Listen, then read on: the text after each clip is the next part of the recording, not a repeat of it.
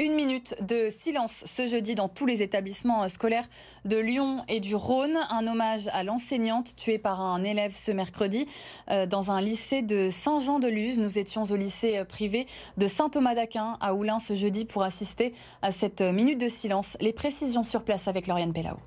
Ils étaient en plein cours et à 15 h, les adolescents se sont mis debout dans leur classe. Le directeur de ce collège et lycée a pris la parole comme tous les professeurs. Il est revenu sur ce drame qui a touché l'établissement de Saint-Jean-de-Luz hier. Un établissement qui, selon ses mots, fait partie de la même famille et qui porte d'ailleurs le même nom, Saint-Thomas-d'Aquin.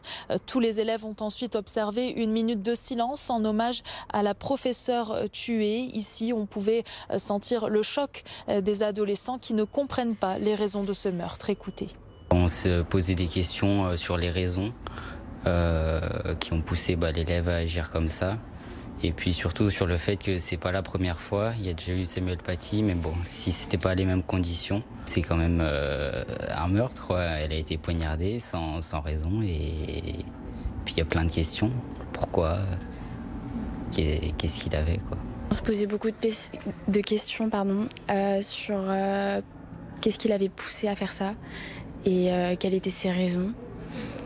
Et puis c'est quelque chose qui reste quand même gravé parce que c'est pas quelque chose qui arrive non plus tous les jours. Le choc, la tristesse, l'incompréhension, mais aussi la peur. Les jeunes que j'ai pu rencontrer tout à l'heure se sont identifiés aux élèves qui ont assisté au meurtre de la professeure. Tous semblent avoir discuté entre eux, avec leur famille ou en classe. Poser des mots sur ce qu'il s'est passé, c'est un moyen pour eux de se souvenir.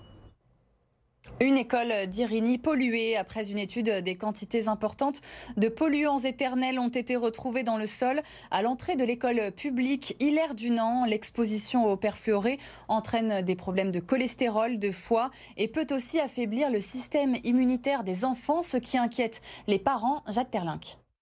Sous les jeux d'enfants de la cour d'école publique Hilaire-Dunant à Irigny, des sols pollués aux perfluorés. Des produits éternels et toxiques pour la santé avec des taux très élevés. C'est ce qu'ont révélé des prélèvements réalisés en octobre dernier. La plupart des parents d'élèves déplorent un manque d'informations. Tous sont inquiets. Ça nous embête pour leur avenir, pour leur santé. Nous, on fait en sorte de leur préparer leur petite cour, de faire en sorte de... mais bon, vous voyez, on a tous été petits et le robinet, on aime tous, quoi. On aime tous et le problème, c'est qu'on ne peut pas les surveiller. Ça m'embête, surtout qu'on a pris l'info il n'y a pas très longtemps finalement. Surtout que les petits sont souvent malades, donc des fois on se demande si ça n'a pas un rapport avec ça parce qu'on n'a pas une semaine sans fièvre, sans rhume. Alors ça vient aussi de l'école en soi avec les autres enfants, mais c'est inquiétant. On essaye de les sensibiliser et on achète de l'eau en bouteille. Même si le sol de la cour est goudronné, limitant les risques de contact, un potager expérimental et un poulailler se trouvent dans la cour des maternelles, désormais hors d'atteinte pour les enfants selon la mairie. Le potager n'est pas exploité et les poules ont été sorties avant les vacances scolaires. La maire qui cherche à rassurer les parents, il n'y a pas de raison de s'inquiéter selon elle. Il n'y a pas de risque avéré pour les enfants dès lors qu'ils n'ingèrent pas de terre, qu'ils ne grattent pas la terre. Une fermeture de l'école n'est pas envisagée. D'autres endroits de la commune, comme le stade du Brotillon, sont concernés par cette pollution. Des nouveaux résultats d'analyse sont attendus prochainement. 110 millions d'euros pour refaire entièrement l'hôpital de Vienne.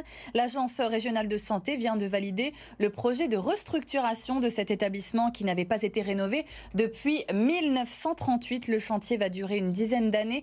Je vous propose d'écouter Christian Dublé, directeur de l'hôpital de Vienne. Il nous explique à quoi vont servir les travaux. Améliorer la qualité de l'accueil des patients, notamment en termes d'hébergement.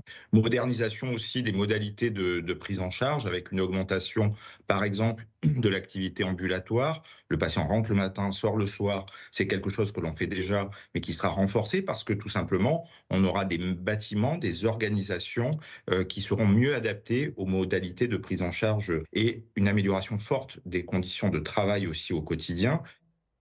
Les allergiques l'ont certainement remarqué. Le Rhône et les 3/4 de la France sont en alerte rouge pour les pollens d'aulne notamment.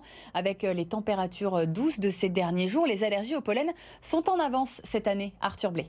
En ce mois de février, on ne le voit pas vraiment, mais le pollen est déjà de retour, aux grandes dames des allergiques qui ressortent leur paquet de mouchoirs. presque un handicap parce qu'en fait, on est presque paralysé quand les crises sont très très fortes parce que du coup, le nez, c'est des picotements, on n'arrête pas d'éternuer, des fois on transpire. Dans cette pharmacie d'Oulin, les malades sont de plus en plus nombreux et n'hésitent plus à prendre des médicaments dès les premiers symptômes. Ça va être surtout nez, gorge, ça va être la rhinite allergique en fait. Donc ça va être ces symptômes-là. Et ce qu'on va proposer en fait, c'est ce qu'on appelle l'antihistaminique en fait, qui va arrêter en fait cet ensemble de symptômes. Donc l'antihistaminique classique, par exemple la cétirizine, c'est un grand classique. Et après on proposera aussi spray pour le nez et autres pour ceux qui ont la gorge, etc. Pour ceux qui ont ça leur irrite un petit peu la gorge. Selon les spécialistes, la présence du pollen en février est normale, mais c'est sa densité qui surprend. Ce qui est exceptionnel cette année, c'est les quantités qui sont vraiment fortes, qui ont été favorisées par les conditions météo qu'il a fait en février. C'est vrai qu'on n'a pas eu de pluie du tout le mois de février. On a eu un grand anticyclone avec des températures assez douces, presque printanières, qui ont favorisé donc la floraison des arbres, notamment les aulnes et les noisetiers, qui sont très allergisants et qui viennent vraiment gêner les allergiques, notamment dans le Rhône. Pour ce professionnel, si le climat continue de se dégrader, plus de 50% des Françaises seront allergiques au pollen en 2050. Le festival Inversion Fest n'aura pas lieu cette année. Après une première édition en juin 2022 au stade de Gerland, les fans de musique vont être déçus. Contactés par BFM Lyon, les organisateurs, le Loup Rugby et Olympia Productions, ne précisent pas les raisons de cette décision, mais ils expliquent que rien n'est arrêté pour 2024 et les années suivantes. Coup d'envoi ce jeudi pour le salon du 2 roues à Eurexpo. C'est l'un des plus grands rassemblements de motos de France. Plus de 75 000 visiteurs sont attendus. Des nouveautés pour cette 30e édition avec la présentation d'une moto volante sans pilote et des véhicules plus écologiques. Entre 3 et 6 000 2 roues sont présentés jusqu'à dimanche à Eurexpo.